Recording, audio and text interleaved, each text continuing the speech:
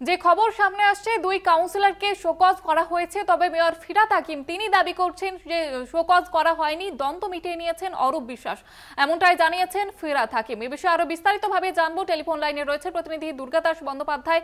Durgadas, mayor Firhad Hakim তিনি কিন্তু বলছেন এখনো পর্যন্ত শোকজ করা হয়নি, কি জানা যাচ্ছে, কি খবর রয়েছে তোমার কাছে?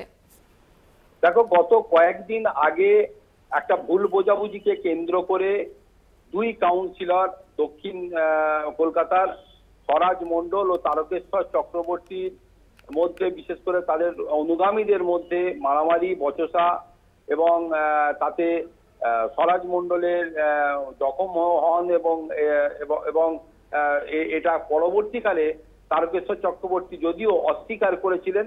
এই যে টানাপোড়েন একটা চলছিল, এই বিষয়টাকে কেন্দ্র করে কিন্তু পার্টি যথেষ্টই বিব্রত। পার্টির শীর্ষ নেত্রী থেকে শুরু করে পার্টির অন্যান্য ডিসিপ্লিনারি যে কমিটি রয়েছে তারাও কিন্তু যথেষ্ট বিব্রত হয়।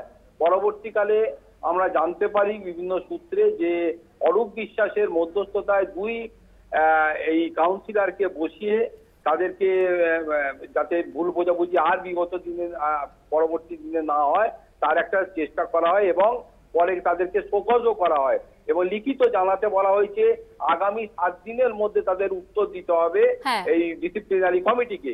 কিন্তু আজকে আমরা যখন ফিরহাদ হাকিমকে টক মেয়রের শেষে সাংবাদিক সম্মেলনে তাকে প্রশ্ন করি, তিনি কিন্তু পত্রপাঠে একটা কথা বলেন যে এই বিষয়টি মিটে গিয়েছে, অরূপ বিশ্বাসের মধ্যস্থতায় কাউকে এই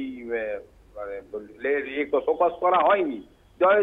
এটা কিন্তু দেখা যাচ্ছে যে মেয়রের কথার সঙ্গে আর তারকেশ্বর চক্রবর্তীর সঙ্গেও আমরা কথা বলেছিলাম, তিনিও ঠিক একই কথা জানিয়েছেন যে আগামী 7 দিনের মধ্যে উত্তর দিতে হবে। কোথাও যেন মনে হচ্ছে যে হয়তো কেউ মেয়র হয়তো পুরো বিষয়টা জানেন না, অথবা জানা সত্ত্বেও যাতে করে আর দলকে বিব্রত হতে না হয়, একটা অস্বস্তিকর পরিবেশের মধ্যে দলকে পড়তে না হয়, সেটা হয়তো তিনি সাপ্রেস করলেন বলেই মনে হচ্ছে।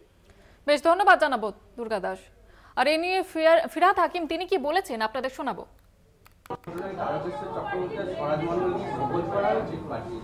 না না, কেন শোকজ নেই, আমরা কালকে বসে অরূপ মিটিয়ে দিয়েছি।